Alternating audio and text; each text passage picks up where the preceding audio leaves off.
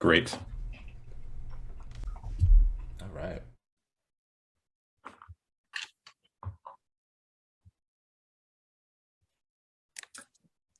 Hi, everyone. Welcome to the Friday seminar. Anjali, Oh, getting some crosstalk there. Sorry. Hi, everyone. Welcome. Just letting a few people in, a few more people coming in from the waiting room right now. But we're just a few minutes after, so we'll probably move toward getting started now. And I'm going to go ahead and pass off to Linda to introduce our guest speaker today. Thank you very much, Andrew. So yes, it gives me a great deal of pleasure to introduce Justin as our speaker today. Justin started out doing a bachelor's in psychobiology at Albright and then a master's in experimental psychology at Bucknell. But I got started to know about Justin when he did his PhD at Oakland with Lisa Welling, who I had known when she was working as a PhD student in Aberdeen, and whose external examiner I was for her PhD. Justin was doing some really interesting work with Lisa, taking a much more complex view of how we understand what people are attracted to by thinking about the different ways that people can trade off traits against each other.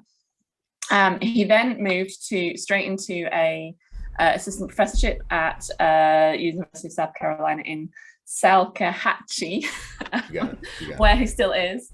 And the first time we'd had a proper chat, just he and I think was probably at the online HBS conference last summer, when I went to his little room in the poster session, and we had a long chat about some of the work he's going to talk about today. And I think it's really, really important, interesting work, because so much of the psychology, and especially evolutionary psychology of attraction and relationships, really focuses on sort of pair bonding or on sort of dyadic attraction, and sees non-monogamy as something that is necessarily costly, either to the female partner in polygyny or through, for instance, loss of paternity to male partners with polyandry and things like that.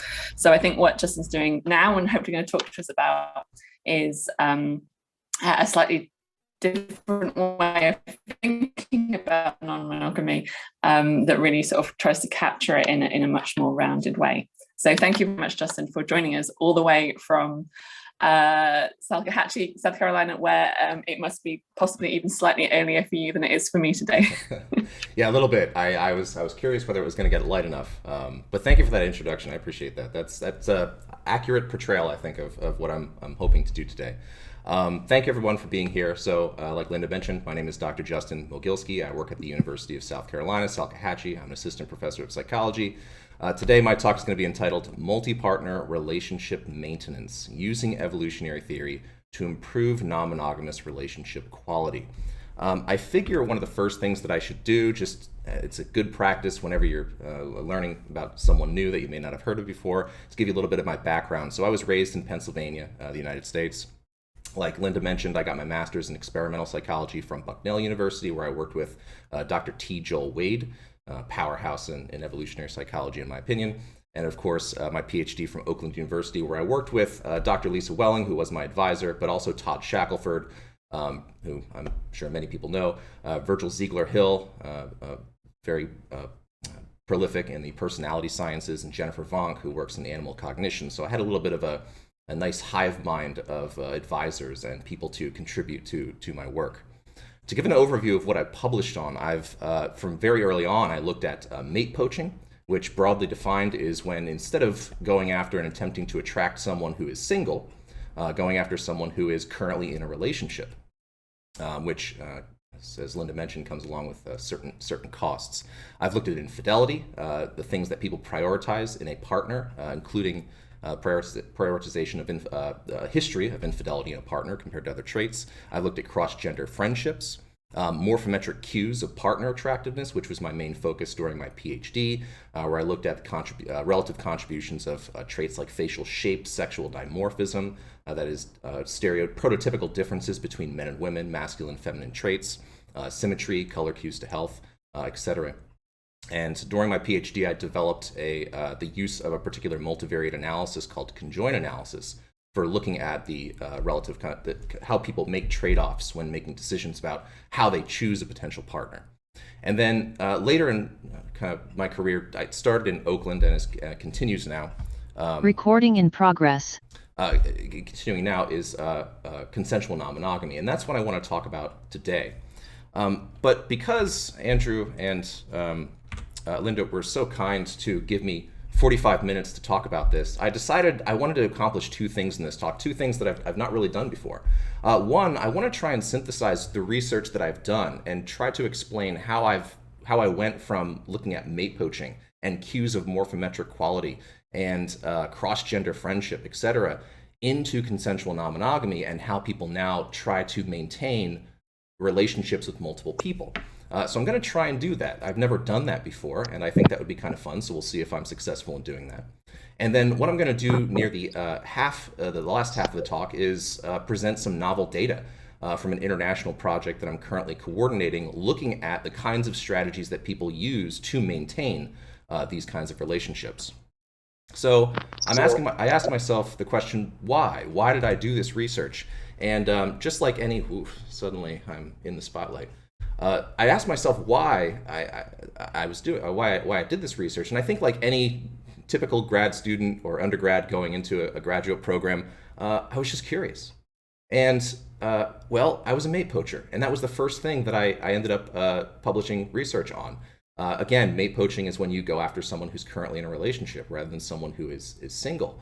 At the time, I noticed this pattern in my own behavior, and I was mostly just curious, well, why am I doing this? And if you look at the literature, you'll see that there are plenty of explanations. Usually, mate poaching is framed as an alternative mating strategy, one that you would pursue if, for example, you did not have other options, or you felt that you had no other options.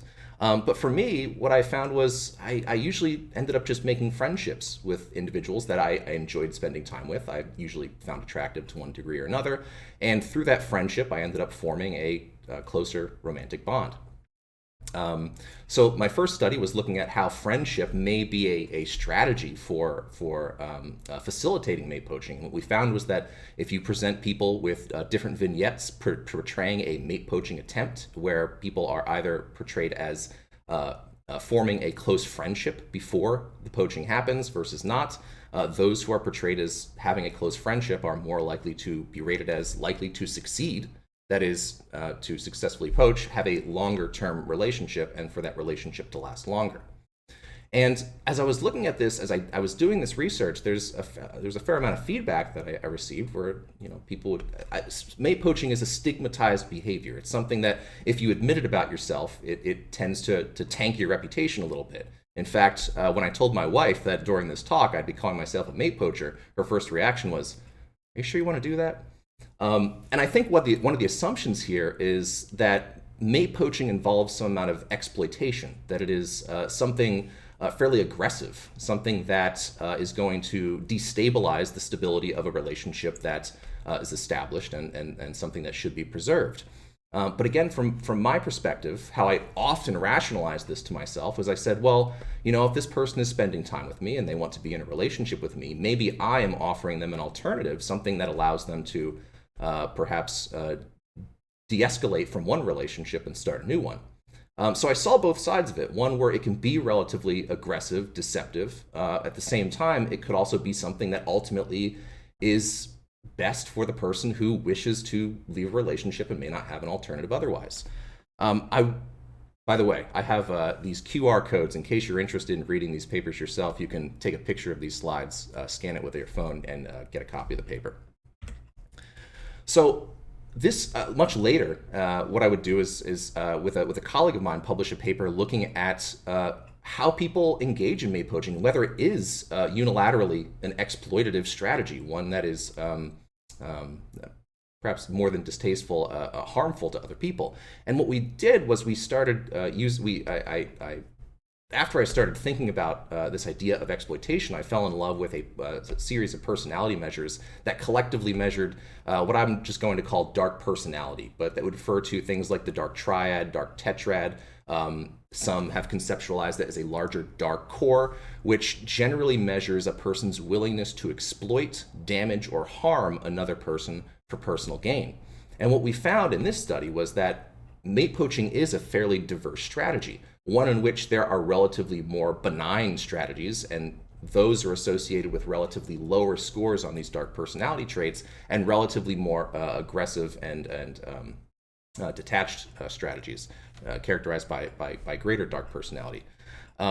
So what we started to see here was that there might be different ways of approaching getting into a relationship with someone who is already currently involved with someone else. And I started to enjoy this concept known as zero-sum competition, such that when you have an interpersonal exchange with another person, that exchange could be positive sum. That is, as you work together, you might make compromise with one another and have an ultimately more positive an outcome where both individuals gain, or have this interaction where one person gains wildly at the cost of the other person. And I think that is what's underlying a lot of these dark personality traits, is this willingness to engage in zero-sum competition, your willingness to harm another person for personal gain.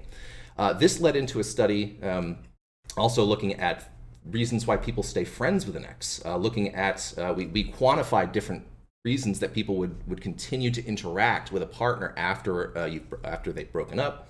And we looked at, first off, sex differences in these reasons, as well as how they're associated with dark personality.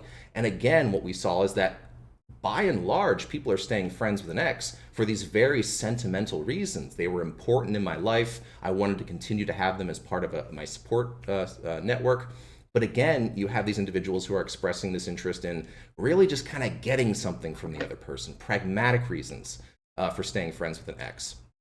And so at the same time, and this is why I wanted to take this opportunity to kind of marry all of this together, is at the same time I was doing this research on morphometric traits of partner quality.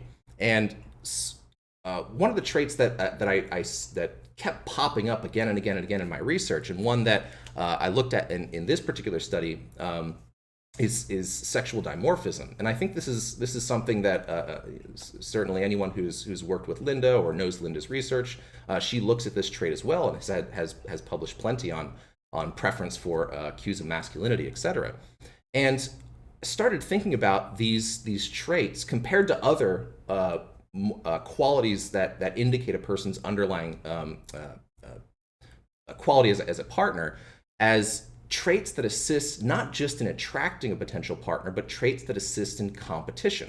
And that's what we tend to see, is that sexually dimorphic traits are those which have, at least historically, conferred an advantage during sexual conflict and intrasexual competition.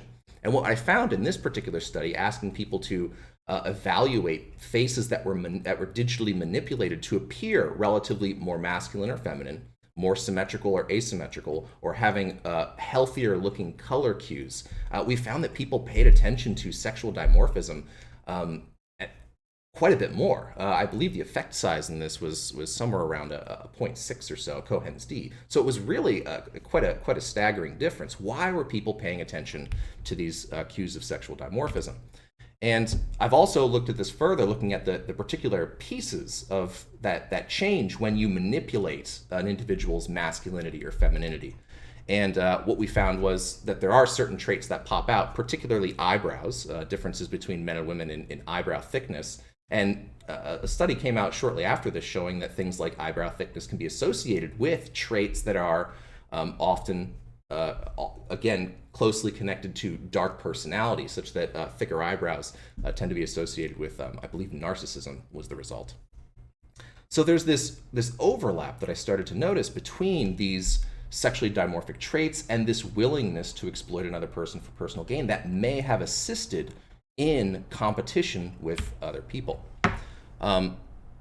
and like I said, a lot of this research was one of the Linda was actually very formative for me in thinking about this topic, because she made the argument that at this time when sexual dimorphism research was quite big, one of the leading explanations was that it was a cue of genetic quality. And I think now we're starting to see that that's not quite true. And I believe Linda was really one of the earliest proponents of this, that maybe what we're actually looking at are these larger constellation of personality characteristics that are associated with interpersonal antagonism, that is actually fighting others or being willing to coerce or exploit others for personal gain. So masculine traits may enable certain coercive or predatory behaviors, such as emotional manipulation, or success in competitive or what are called high inequality environments, may promote aggression or assist in aggressive competition with other people. And of course, if anyone's looked at David Buss's recent book on why men behave badly, that underpins a lot of his arguments as well, that there are certain characteristics about being a man that might expose you to or drive one to engage in more of these kinds of exploitative strategies. So I started looking at this idea of exploitation and willingness to, and how important it was that a partner, again, in terms of mate preferences and the many constellation of traits that could be interesting to a potential partner, such as their physical attractiveness or their financial stability, how industrious they are, those traditional qualities, I started to think, well, maybe there's something that's even more core than that, something that's potentially more important, and that is, can I even trust my partner? Are they someone who, if I create an interconnected life with them, are they going to exploit that interdependence, that interconnectedness? One of the earlier studies I looked at this was, again, using conjoint analysis, looking at how people make trade-offs among different characteristics to look at whether people tend to prioritize sexual fidelity of a potential partner, their history of sexual fidelity. And again, by and large, above other traits, people prioritized whether their partner had ever committed sexual infidelity, even compared to traits like physical attractiveness and financial security, which we find robust sex differences in. Likewise, I replicated this in a kind of a different way, looking not at sexual fidelity, but perhaps a more direct measure of how trustworthy someone is. So asking people to select and make trade-offs among the 6 hexaco personality traits, which any personality scientist, I think, would scoff at me if I said, well, it's kind of like the big 5 plus an honesty humility factor. It's more complicated than that. But think of the big 5 plus this factor that measures, again, this willingness to deceive others for personal gain. And what we found was that by and large, people prioritized honesty, humility. They wanted a partner that they could trust. And I started to interpret this as, well, maybe there are adaptations for mate preference that are more ancient than those that perhaps have been selected for by sexual selection. Maybe these are more anti-predatory adaptations. And that's where my mind is starting to go, as I've gotten away from some of the traditional sexual selection, sex difference findings and research, and looked more at how people avoid exploitation.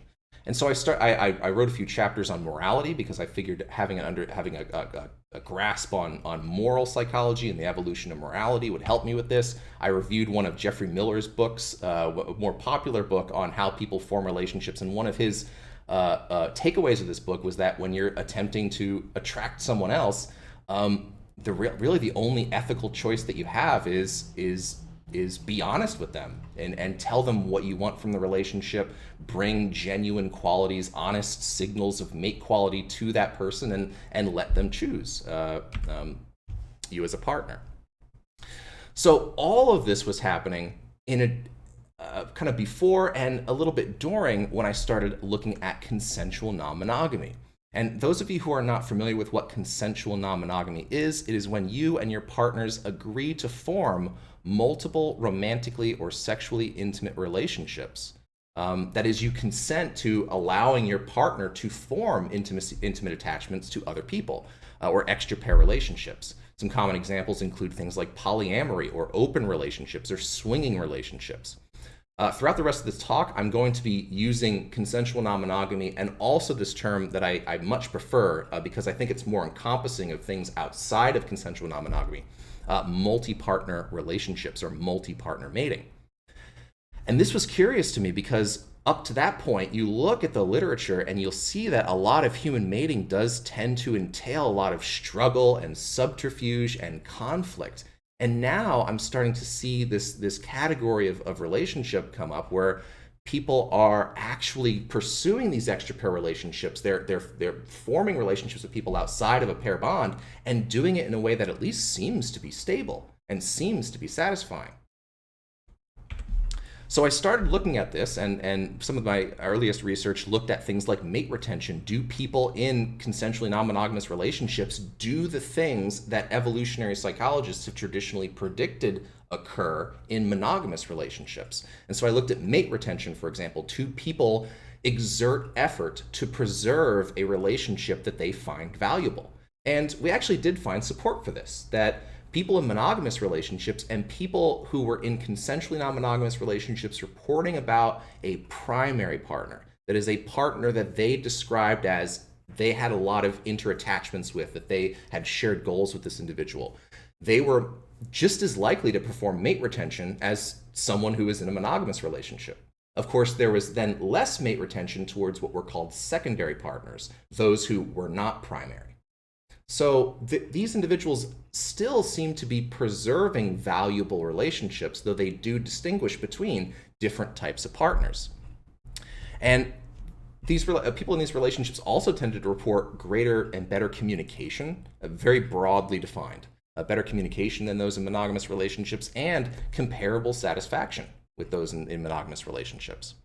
And this started to get me to think, well, if we have this underlying drive potentially to seek out partners that might fulfill long-term relationship needs, those shared goal attainment, having children and starting families, and also the drive to potentially find extra pair partners, have sex with them, form other relationships, get relationship needs from them. Is it possible that CNM, consensual non-monogamy, is a different or possibly a better strategy for securing more than one partner than infidelity is? Because that seems to be the dichotomy that exists, is either you are committed to this monogamous relationship, or your alternative option is you tell your partner that you are monogamous and yet you go off and you commit infidelity, which tends to be associated with a number of negative personal health outcomes, mental health outcomes, relationship quality outcomes. In general, tends to be much worse if you're committing infidelity. I also looked at experiences of jealousy. This is something that we expect differs substantially between people across relationships, especially monogamous relationships. And we looked at that traditional sex difference that David Buss identified many years ago, looking at how men and women respond to jealousy. Men tend to be more upset by sexual infidelity than women are. Women tend to be more upset by emotional infidelity than sexual infidelity than men are. And what we found is that we replicated the result in our monogamous sample, but among CNM individuals, there were no sex differences. So there are these similarities, and there seem to be some processes that you observe within CNM relationships that you're not observing in monogamous, that you also observe in monogamous relationships, but there are differences. And one of the more recent studies I've published on this was an attempt to explain not only a particular subject that people within the consensually non-monogamous relationship research are looking at, that is stigma. Why do people tend to hold negative attitudes towards consensual non-monogamy? But also looking at, well, what are some of the unique characteristics of people who get involved in consensual non-monogamy? And what we found was that individuals within CNM relationships were more likely to report characteristics that are typically associated with a faster life history. However you wish to conceptualize that. I realize there's disagreement about whether life history is a good way to model human mating behavior. But things like pubertal timing, women were more likely to go through puberty at an earlier age if they were in a CNM relationship. They reported a more unrestricted sociosexuality, less disease avoidance, and greater risk-taking, particularly social risk taking and health risk taking. So I was a bit confused. What's going on in these relationships? Well, if you dive pretty deeply into the existing science on consensual non-monogamy, well, it's mostly what you'd expect in any relationship. They tend to be demographically diverse, although there are certain characteristics that are more common among those who pursue CNM, people are more likely to report, especially bisexuality, but sexual and gender minorities are more likely to be part of CNM relationships. They pursue emotional and sexual infidelity, intimacy, just like anyone in a monogamous relationship. They pursue commitment. They look for passionate love. They have shared goals with partners. They have sex for sexual and relational fulfillment. They build families, and increasingly there's research coming out showing that they seem to be able, if coordinated well, to create a satisfying and effective family environment. And like I showed, they engage in mate retention behaviors. So they are investing in relationships that are valuable. But I think really the big difference here is that, well, they include an additional partner. You have kind of the same problems as monogamy, the same benefits and problems as monogamy, except now you're adding another person to the mix. And what I would argue, and this is something that I'm starting to address in my work, is I think that there is something uniquely tricky about maintaining one versus more than one intimate relationship. You're going to have all the challenges of monogamy plus a number of other features that could potentially introduce competition or conflict, not only within a pair bond, but with extra pair partners, those who are outside. I think some big factors include things like third parties and audiences. When you have two people, who are kind of might be involved in a conflict, and they themselves are attempting to resolve that. If you add a third person in, now you have an audience who can judge either one of those individuals and potentially pick a side. That is, start to form alliances and perhaps gang up against one of the partners.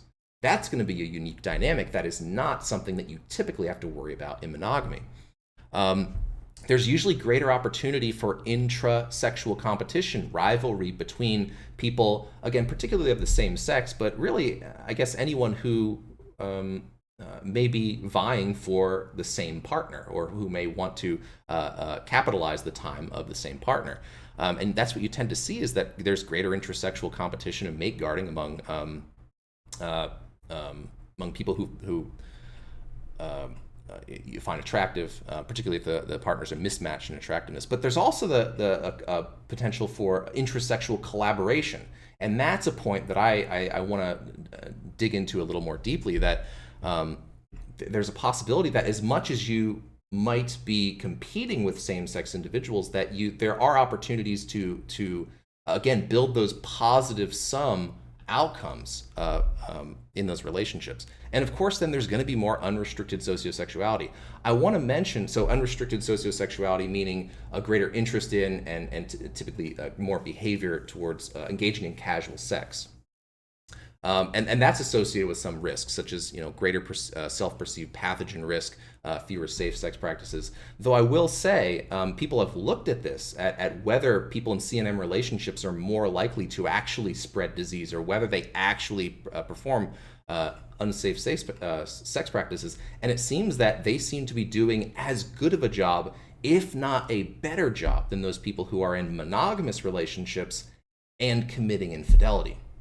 So these are all potential risks. But what I started to think might be happening in these relationships is people are taking precaution against them. So engaging in a relationship with more than one partner is, I think, inherently riskier. There's more trouble involved. There's greater potential for conflict to occur. And I tried to graph this out a little bit and visualize this a little bit. So if you have the self and we have a partner, and each of these are considered the in-pair relationship. The problem that you have with monogamy is that you're trying to coordinate a satisfying exchange and satisfaction of your relationship motives. That is, try to coordinate reproduction and childcare, try to coordinate resource sharing, social status coordination, and just generally the things that you would expect of two people attempting to attain some shared goals together. When you add another person in, which we could call an extra pair partner, but looking in the C&M relationship, a term that gets thrown around a lot and that I might use a little bit is called metamor. Just a person who is outside of the pair bond or is an addition to the other partner. If you add another individual, this creates really a computational challenge for the self, for the person who is getting into a relationship with that person, because now you need to coordinate the relationship, satisfying the relational motives, not only of the impair relationship, but now of a whole other relationship. And as I think most people know, it's already quite difficult to have one relationship and make that work. So to add another one is really just it's again a tricky affair. It's more difficult. Then, of course, because you are involved with two people, that opens up the possibility for competition. That there might be, say, physical, all types of competition, physical violence, maybe a greater chance of deception, the chance for reputational damage of trying to derogate the other person in order to make them a less attractive partner, or the risk of mate poaching or mate switching, that you add another person into the mix.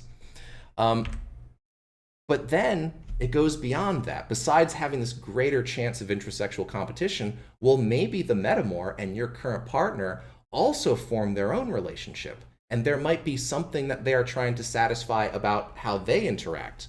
And possibly, if they start to form a relationship, there could be competition between the metamor and yourself. So now you are, again, creating more situations where there's the potential for maybe not intersexual competition, but at least some kind of competition. And then, of course, that can create competition between you and your impaired partner, perhaps for that third person. So you add another person to the mix, and what you're doing is you are creating these opportunities you're creating these challenges where you need to satisfy relational motives, but also deter the costs of competition. Moreover, we have to consider personality. Each person is going to have their own individual characteristics that are going to be thrown into this mix, and that is something that I'm trying to account for in some of the current research that I do on this. And then, of course, we have to consider that these is actually 4 relationships. This is something you'll see talked about in circles of social media websites. People who practice consensual non-monogamy, where they frequent. You have to consider things like disease management. That is not just whether you are coordinating the relationship between two individuals, but the unique relationship that exists between all 3 of them. Perhaps anyone who would try to represent this with statistical models, things like social relations modeling, for example. And of course, sex ratio. So what happens if we change the sex or the gender of the individuals who we're talking about? So certainly it could be a man with two women. It could be all same-sex relationships. It could be what's happened when the extra pair partner is a man and the two in-pair partners are women, or when there's one woman with 2 men. Each of those is going to introduce a distinct dynamic with its own relational motives, unique relational motives, but also potential for competition. So this left me with the question, what are people in CNM relationships doing to regulate these interactions? How are they handling all this? It seems like the predominant strategy for monogamy is just don't cause trouble. Just don't put yourself in a situation where you have to deal with all of this. But people seem to be putting themselves in these situations and then solving it, I think, effectively. And my argument here is that I think we can use evolutionary theory to predict which features of multi-partner mating will commonly need to be addressed by the relationship maintenance practices that people in CNM relationships use. So very, very early on in my research, what I did was I simply went through and started to list some of the challenges, the adaptive issues that would need to be overcome by these presumably cultural practices that CNM people have invented. Things like relationship divestment as a risk, that a partner potentially abandoning an impaired relationship, or cuckoldry, unwitting investment in an offspring that is not genetically related to you. And of course, intrasexual rivalry, the kinds of potentially physical or social antagonism that can occur between people who are competing for the same person. Jealousy is a big one. People do not like the feeling of jealousy. It's something that certainly serves a purpose. That is, it's meant to preserve relationships that are valuable. But it's also something that people try to avoid if they can. It's difficult to stay jealous for long periods of time. You have to worry about disease transmission because you add in more people. If one of them has a transmissible disease, it could become more, it could be transmitted between people. There are potential reputational damage. Certainly, these kinds of relationships tend to be stigmatized, and people have negative opinions of those who practice them. And then I would also argue that there are group coordination concerns, or what I would call moral concerns, which seems to be at least one aspect of human morality. Is when you have more than two people, when you start to get groups of people involved with one another, how do you coordinate that group living? How do you resolve the adaptive problems that are introduced by having more than two people together?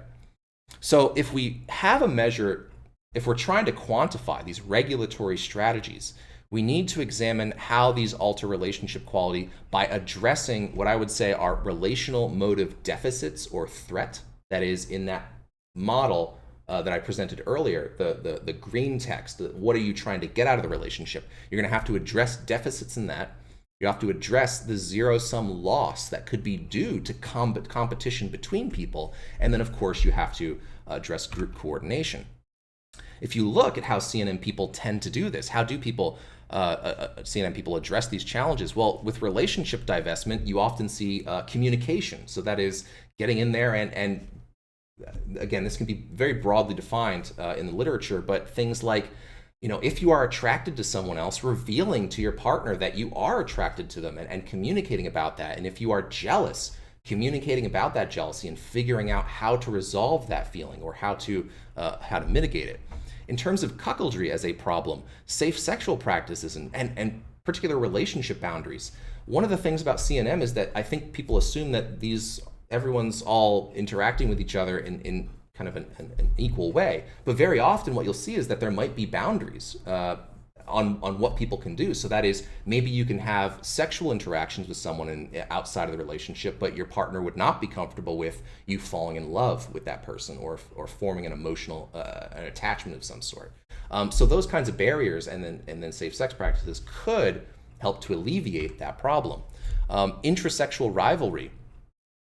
This is a big, I really love this study, this Al-Qarnawi article, really trying to tackle the issue of, well, if the issue with intrasexual rivalry is that these people are competing with one another and potentially acting in ways that are antagonistic to the other's desires, well, can you start to build stable and supportive same-sex friendships between people who are involved with the same person?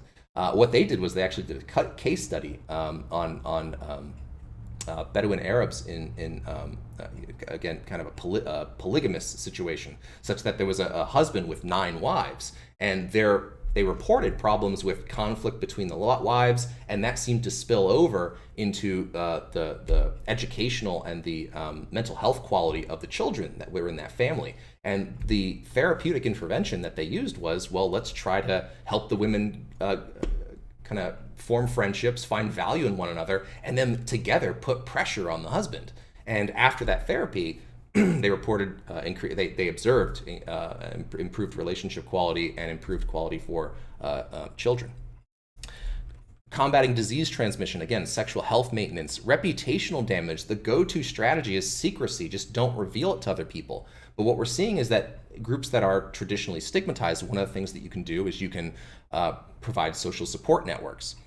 Group coordination, one of the things that people in CNM relationships vary on is how much hierarchy there tends to be between partners. That is, are some partners treated better than others? So there are these solutions out there, and what we wanted to identify in this project, the international project that I began with several colleagues, is can we comprehensively identify and measure these strategies that people use to navigate CNM, manage its conflicts, and can these strategies be used to actively reduce the harm that's caused by multi-partner mating? And so this is a project that I started. It was grant funded. We had a little bit of money to spend on it. And right here is a current list of the number of countries that are involved in this project. And these are the research aims. We wanted to identify and measure individual differences in how people adhere to these maintenance strategies and assess whether some of these strategies are more effective. That is, do they produce healthier relationship outcomes than others? In the beginning, how we thought about this was simply ethics. are there things that one could do to improve the relationship outcomes for people? That is there a nice way? Is there a fair way that you can treat your partners if you're involved with multiple people? And so from this, I created with just a very small handful of colleagues what I called a pre-project list of predicted strategies. In the interest of time, I'm not going to go through these because these don't stick around for very long. But we took this pre-project set of strategies and kind of stored it away. Then we performed an ACT nomination study, where we asked people what are the best and the worst practices for resolving conflict in a CNM relationship. And we asked this to people who, largely people who frequented social media websites where people in CNM relationships, you'll tend to find them. And when we recruited them, so these are the demographic characteristics, relatively middle-aged individuals. We had a pretty good split of sex and gender.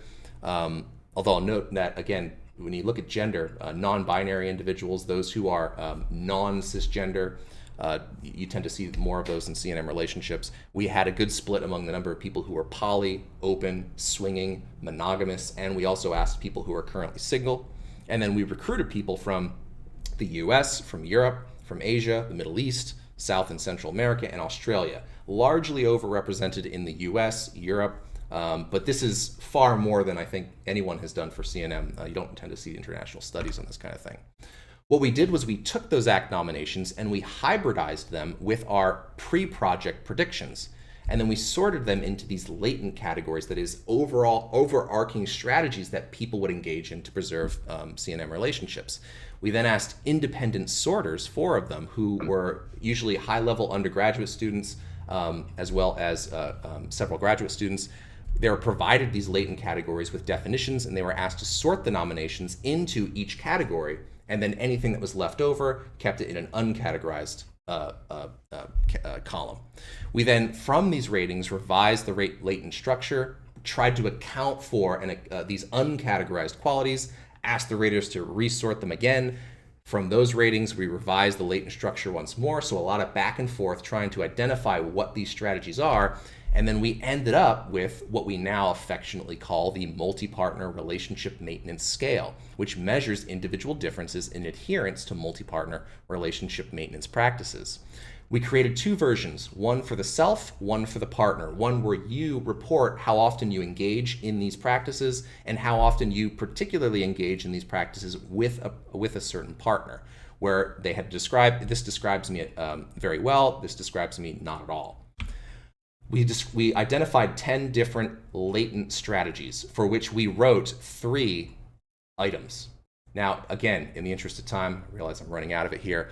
I'll just go through these and describe them briefly, but if anyone is interested in this measure, I'd be happy to send a copy of it to you. We identified what's called exclusivity agreement. That is, how often do you talk with your partner about the exclusivity of your relationship and renegotiate that from time to time? How often do you disclose your attractions to other people to your partner? That is, do you actively tell your partner, hey, I find this person attractive? Just so that it's not a lingering concern. It's something that's actually out there and people know about. Compersion is a very common thing that you'll see in CNM relationships, where it describes how much you would enjoy. So rather than jealousy, finding it distressful that your partner is engaged with other people, would you enjoy if your partner had sex with other people? Jealousy regulation, I think that one speaks for itself. Partner hierarchy, that is, do you tend to give certain people certain romantic partners greater priority, more resources, more time than other people? Sexual health maintenance, that is, how often you tend to think about and care about sexually transmitted disease. Whether you have shared extra-pair sexuality with your partner, that is, when you are engaging in these extra-pair sexual interactions, is your partner involved or not? Sometimes this can be a relieving thing for a lot of people. Childcare willingness, that is, are you even willing to help take care of a potential child? That is, addressing these childcare concerns of an extra pair or an impair partner. Reputation management, how often do you tend to hide information about your relationships or that you're involved with multiple people? And then resource distribution, how much do you think about how you spend time, money, etc. on each of your partners? We then had this list, we had this measure, we pre-registered several predictions about how we expected the MRMS, the multi-partner relationship maintenance scale, how this would be associated with various outcomes. And what we did was we subjected this data that we gathered in study 2 to exploratory and confirmatory factor analysis to look at the characteristics of the measure, and also whether then looking at administered number of measures of relationship quality, on which we performed hierarchical regressions to examine how the MRMS factors were related to each of them. We are administering 3 surveys. We have data for survey 1. The other 2 we're still collecting a little bit for, so I'm not confident to present those results yet. So what I'm going to do is I'm going to quickly go over some of the results for survey 1. Then we wanted to also know whether these MRMS practices are improving relationship quality by preventing or reducing how often people report engaging in infidelity. The logic being that these practices might actually alleviate or remove the need to engage in infidelity, rather than being more open and honest about your interactions with people outside of a relationship. How did we recruit individuals for this study? We did snowball sampling via project members' personal networks. We posted to social media frequented by people in CNM relationships, and we used promoted social media advertising. We had money to spend on this, so we actually used Facebook and Twitter advertisements, which, if anyone is looking for a nice, money-efficient way of recruiting participants, I actually highly recommend this. However, if you do research on things that are kind of controversial, you'll get all kinds of weird comments, such as these here you see here. I won't kind of stick around, but if anyone's curious, I think my favorite is people have said that I'm complicit in and responsible for the downfall of the nuclear family. We'll see if that's true. So in all 3 surveys, we combined our sample and we submitted it to, again, factor analysis. Here are the demographics. It's very similar to what we saw for study 1. And we got a particular factor structure from exploratory factor analysis, and funnily enough, we found largely support for our predicted structure. We found 8 factors rather than 10, but anyone who's done factor analysis before, if you get 8 factors from this kind of analysis, that's kind of astounding. But it wasn't perfect. It wasn't perfectly clean, and we also submitted it to confirmatory factor analysis. And you can see the alpha reliabilities for each of the factors that we ended up identifying. Long story short, through confirmatory factor analysis, we were able to split this apart into about 9 factors that fit the model quite well. Those of you who are interested in the fit statistics, we have it here. You can take a picture of it if you want to pore over it. But what we did was we looked at the total sample, but then we also split it up into men and women. Whether you're in a monogamous relationship or any kind of multi-partner relationship, people who are in North America versus Europe, people who are younger versus older, less than 39 years, greater than 40 years, and also looking at partner ratings versus the ratings for the self. And what we found was that good fit for each of these, though the weakest was for ratings of partner 2, which we're not exactly sure why that's the case. We also tested for invariance across a number of characteristics, gender, and whether what type of relationship you're in, where you're currently living. Again, largely United States and Europe were the samples for which we had a large enough number to perform these analyses, and then invariance across age. We found support for invariance across these characteristics. So then what we did was, because we couldn't use the full sample for these relationship quality outcomes, we used just the sample for survey 1. And again, a lot of the characteristics are the same as we saw for the total sample and for study 1. We administered the demographic information. We also asked them their experience with polyswinging open and mono relationships, whether they had none or extensive experience. We asked them to complete the MRMS self version. And then for each of their partners, they were asked for up to 2 partners to provide demographic information, complete the MRMS, also record infidelity, how often they engage in infidelity, and our outcome measures. How we measured infidelity is we asked people, first off, what would you consider infidelity or cheating within your relationship? We asked, that was an open-ended response.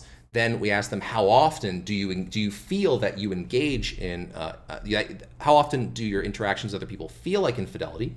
How often do you keep sexual interactions a secret from your partner? And how often do you keep emotional attachments with other people a secret from your partner? We also asked that about how often they think their partner does these things. In terms of our outcomes for Survey 1, we administered the Perceived Relationship Quality Component Scale, Past and Planned Relationship Investments, the New Sexual Satisfaction Scale, Eroticism and Nurturance Scales, Interdependence Measures, and something called the Sexual Communal Strength Scale, largely getting at relationship quality in several different ways. What are our results? Well, first, we wanted to know, is the MRMS a valid measure of multi-partner relationship maintenance strategies? And yes, we found support for this. When we collapsed poly, open, and swinging people into a multi-partner category, they were more likely to report attraction disclosure, jealousy regulation, compersion, shared extra-pair sexuality, sexual health maintenance, and people in monogamous relationships were more likely to report partner hierarchy. If you look at how these are each related with self-reported experience with each of these types of relationships, we tended to find support. So especially attraction disclosure, jealousy regulation, we found that these were positively correlated with experience with polyamory, open relationships, and swinging, and were not associated or were negatively associated with experience with monogamy. So people with more experience in CNM seem to be reporting engaging in these behaviors more often.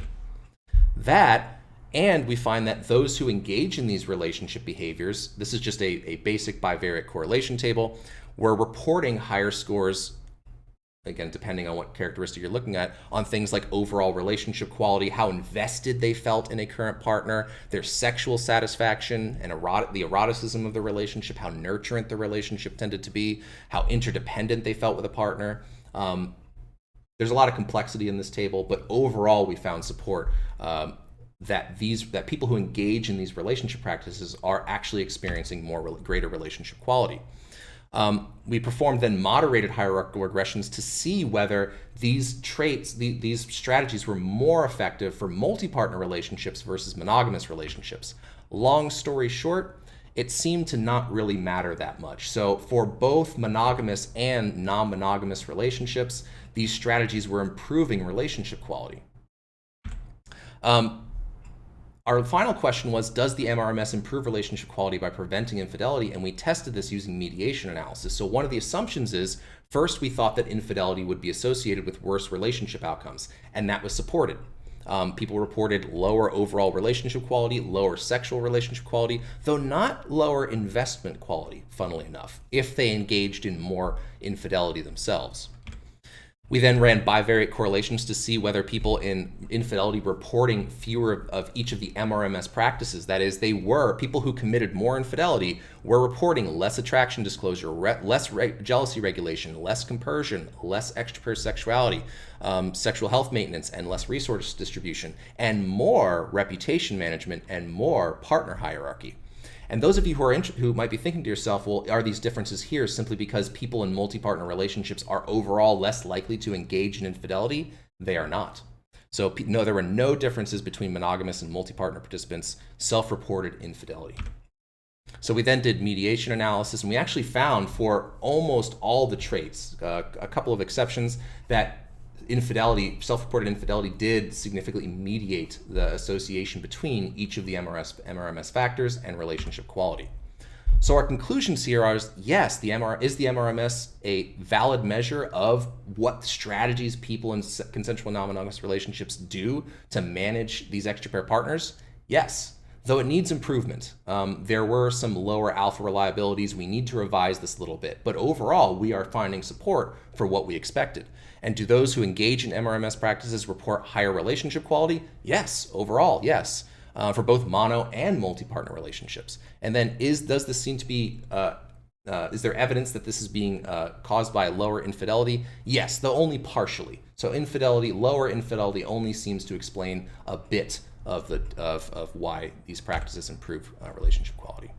So I realize I'm way out of time here. However, some of the things we want to do with this is we figure, well, now that we've validated this measure and we know that some of these relationship practices are associated with better relationship quality, maybe we can start to experimentally manipulate this with a placebo-controlled design to see whether people who actually engage or are instructed to engage in these practices have better non-monogamous relationship outcomes. I think this has incredible applications to things like relationship therapy, even public health intervention, where maybe one of the big problems you see is that people are engaging in non-monogamous relationships, but they don't have a script for how to do it. So if you give them a script, people might be able to avoid some of the worst outcomes that you see from unrestricted sociosexuality. And there are also some other future directions that I'd be happy to talk about. But here's putting it all together. I think that intimate relationships can involve, they clearly involve coordination problems, and they involve competition. And extra pair relationships can exacerbate that conflict. So our solutions are, we have monogamy, where you limit extra pair relationships. But I would argue that this is a fairly blunt instrument for resolving the recurrent adaptive problems of multi-partner mating. So instead, you could pursue non-monogamy or monogamy and then engage in infidelity. Or, and this is the alternative, permit extra pair relationships, but with precaution. Engage in these strategies to reduce some of the problems that we experience. All right, so that's everything. I apologize for not giving much time for comment, but I'm happy to stick around for anyone who just wants to talk. I want to thank the University of South Carolina and, of course, all of my collaborators on this project. Thanks, everybody.